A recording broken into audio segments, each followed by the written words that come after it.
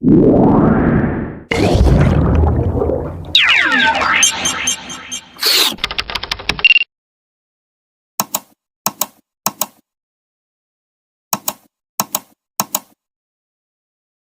ተደወለላችሁ፣ አንስታችሁ ማውራት ትጀምራላችሁ። በደዋዩና በተቀባዩ መካከል ያለው ሂደት እንደምናስበው ቀላል ይመስላችኋል? የሞባይል ኮሚኒኬሽንስ ሙሉ በሙሉ ዋየርለስ ነው ማለት እንችላለን? አብረን እንየው።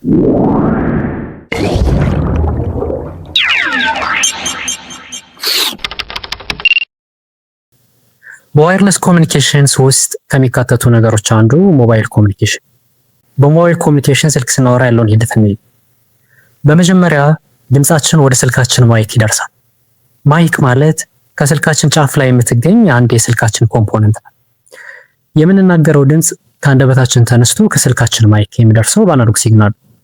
የስልካችን ማይክ ያን አናሎግ ሲግናል ወደ ዲጂታል ሲግናል ወይም ደግሞ ወደ ዜሮ እና ወደ ዋን ይቀይረዋል።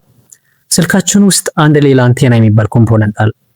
ይህ አንቴና ወደ ዲጂታል የተቀየረውን ሲግናል ከማይክ ይቀበልና ወደ ኤሌክትሮማግኔቲክ ዌቭ ቀይሮ በአየር ላይ ይለቀዋል። ከዚህ ጋር አንድ ጥያቄ እናንሳ። የስልካችን አንቴና ከማይክ የተቀበለውን ዲጂታል ሲግናል ለምን ወደ ኤሌክትሮማግኔቲክ ዌቭ መቀየር አስፈለገው? ለምን እንዳለ አይልከውም? መልሳችን ዲጂታል ሲግናል ከአናሎግ ሲግናል በበለጠ በኤንቫይሮንመንታል ፋክተር፣ በቴምፕሬቸር፣ በኖይዝ የመጠቃት እድሉ በጣም ሰፊ ስለሆነ ከዲጂታል ሲግናል ወደ ኤሌክትሮማግኔቲክ ዌቭ መቀየር ይኖርበታል። በዚህ ስቴፕ ድምጽ በአንቴና አማካኝነት ከዲጂታል ሲግናል ወደ ኤሌክትሮማግኔቲክ ዌቭ ተቀይሮ በአየር ላይ እንደሚለቀቅ አይተናል። ከዚህ ጋር ያለው ችግር ምንድነው? ኤሌክትሮማግኔቲክ ዌቭ በባህሪው ብዙ ርቀት መሄድ አይችልም። ስለዚህ ምንድነው መፍትሄው? መፍትሄው የተዳከመን ሲግናል ሪኤነርጃይዝ አድርጎ አጎልብቶ ከሚፈለገው ዴስቲኔሽን እንዲደርስ የሚረዳ ተጨማሪ ኮምፖነንት መፍጠር ነው። ያ ኮምፖነንት ቤዝ ስቴሽን ይባላል።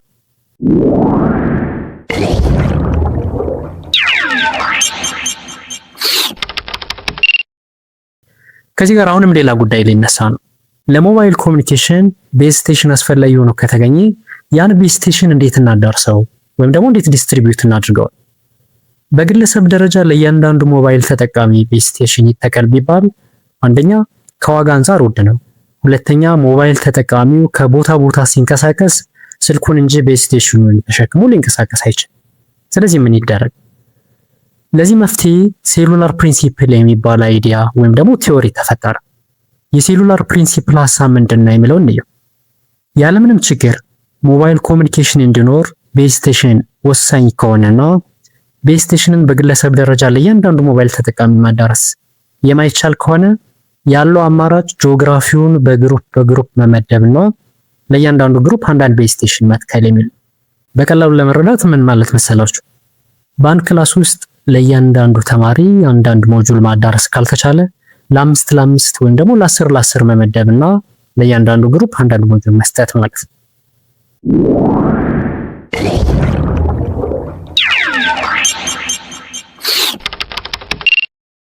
አሁን ጂኦግራፊው ሊከፋፈል። ጂኦግራፊው ሲሜትሪክ በሆነ ሼፕ ነው መከፋፈል ያለበት። ሲሜትሪክ ሼፕ ማለት ለሁለት እኩል ሊከፈል የሚችል ሼፕ ወይም ደግሞ ቅርጽ ማለት ነው። ይህ ማለት ግን ሁሉም ሲሜትሪክ ሼፕስ ለሴሉላር ፕሪንሲፕል ይሆናሉ ማለት አይደለም። ለምሳሌ ሰርክል ሲሜትሪክ ሼፕ ነው፣ ነገር ግን ለሴሉላር ፕሪንሲፕል አይሆንም። ለምሳሌ ክብ የሆኑ ነገሮችን መሬት ላይ ሳይደራረቡ በስነ ስርዓት ለመደርደር ብንሞክር መሬትን ሙሉ በሙሉ መሸፈን አይቻልም። ተርፎ የሚቀር ያልተሸፈነ መሬት ይታያል። ያ ማለት ከክቡ ውጪ የሚገኙ የሞባይል ተጠቃሚዎች ከአገልግሎት ውጪ ሊሆኑ ነው ማለት ነው። ስለዚህ ሲሜትሪክ ሼፕ ሲመረጥ ሁሉንም አካታች ሊሆን የሚችል የትኛው እንደሆነ ተሰልቶ ነው። በዚህ መሰረት ለሴሉላር ፕሪንሲፕል ፕሪፈሬብል የሆነው ሲሜትሪክ ሼፕ ኤክሳጎን ወይ ደግሞ 6 ጎን ያለው ሼፕ ነው ማለት ነው። በኤክሳጎን የተከፋፈለው እያንዳንዱ ክፍልፋይ ሴል በመባል ይታወቃል። ከዚህ ጋር በሽታ እንዳይፈጠርባችሁ ጂኦግራፊውን መከፋፈል ግሩፕ ምናምን ስንል በመካከል የተቀመጠ የሚታይ መስመር ወይም ድንበር አለ ማለት አይደለም። ቨርቹዋሊ ወይም ደግሞ በሐሳብ ያለ ነገር። አሁን ጂኦግራፊው በሴል በሴል ኦርጋናይዝ ተደረገ፣ ለእያንዳንዱ ሴል ቤዝ ስቴሽን ተቀመጠለት። ዜን በስልክ ስናወራ ከስልካችን የሚወጣው ኤሌክትሮማግኔቲክ ዌቭ ኢሚዲየትሊ የሚሄደው በቅርበት ወዳለው ቤዝ ስቴሽን። ከዚህ በኋላ ተዳክሞ መንገድ ላይ የሚቀር ኤሌክትሮማግኔቲክ ዌቭ አይኖርም ማለት ነው።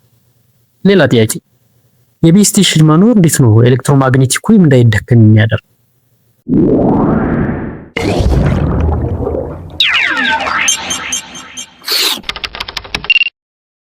አስተውላችሁ ከሆነ ከእያንዳንዱ ቤዝ ስቴሽን ስር ወይም የተቀበረ ፋይበር ኦፕቲክ ኬብል ወይ ደግሞ ከቤዝ ስቴሽኑ አናት ላይ የተቀመጠ ትንሽዬ ዲሽ አለ። ሁሉም ቤዝ ስቴሽኑ የተቀበለውን ኤሌክትሮማግኔቲክ ዌቭ አጎልብቶ ሪኤነርጃይዝ አድርጎ ለመላክ ያገለግላሉና በዚህ መንገድ ነው እንዳይዳከም የሚያደርገው። ከዛስ ቤዝ ስቴሽኑ ያን ሲግናል የት ነው የሚልከው? ትክክለኛውን የተቀባይ አድራሻ እንዴት ነው የሚያውቀው?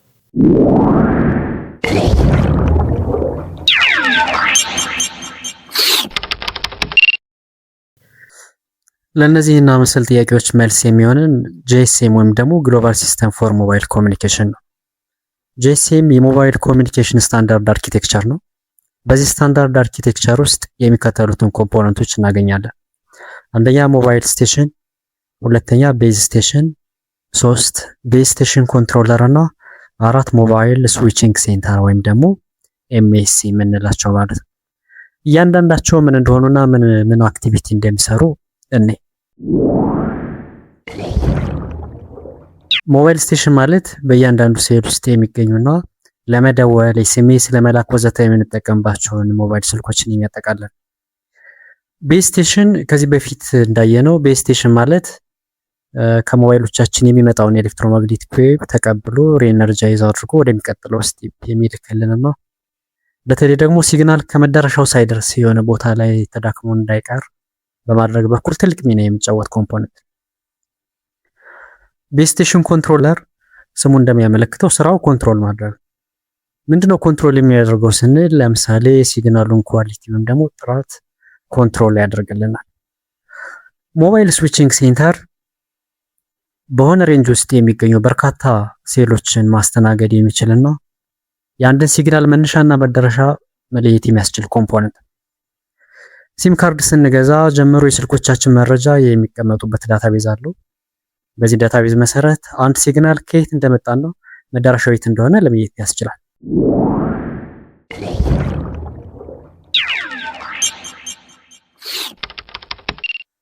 አሁን ስልክ ሲደውል ያለውን ሴናሪዮ አጠር አድርገን እንየው። ከሞባይል ስቴሽን ወይም ደግሞ ከአንድ ሴል ውስጥ ከሚገኙ ሞባይል ስልኮች ውስጥ አንዱ ሲደውል ወይም ደግሞ ኤስኤምኤስ ሲልክ ሲግናል ጀነሬት ይደረጋል። ከዚህ በፊት ያየነው ስቴፕ እንዳለ ሆኖ ከሞባይል የሚለቀቀው ኤሌክትሮማግኔቲክ ዌቭ ወደ ቤዝ ስቴሽን ይሄዳል። ከቤዝ ስቴሽን ወደ ቤዝ ስቴሽን ኮንትሮለር። ቤዝ ስቴሽን ኮንትሮለር ይህን ሲግናል ይቀበልና ኳሊቲውን ቼክ አድርጎ ወደሚቀጥለው ወይ ደግሞ ወደ ሞባይል ስዊቺንግ ሴንተር ያስተላልፈዋል።